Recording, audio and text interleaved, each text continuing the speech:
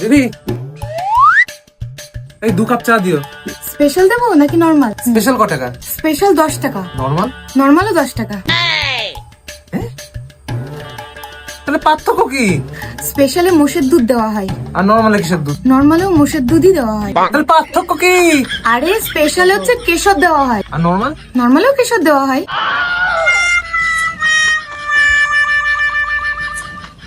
পার্থক্যটা কি? স্পেশাল চাটা এই ভারে দেওয়া হয়, হ্যাঁ, আর নরমাল? নরমালটাও এই ভারেই দেওয়া হয়।